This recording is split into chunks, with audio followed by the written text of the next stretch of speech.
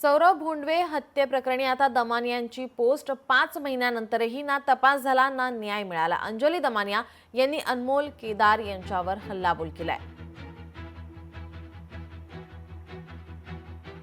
अंजली दमानिया यांनी ट्विटमध्ये नेमकं काय म्हटलंय पाहूया। कुणाच्या सांगण्यामुळे ही तक्रार घेतली गेली नाही या प्रश्नाचे उत्तर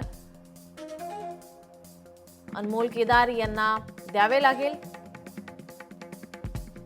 पोलीस कंप्लेंट घेतली जात नाही। अनमोल केदार त्यांना म्हणतात एसपींना भेटा नाहीतर कुठेही जा। आता आमदार धस यांच्या सांगण्यावरून फक्त लेखी तक्रार घेतली आहे। 5 महिने झाले अजून न्याय नाही।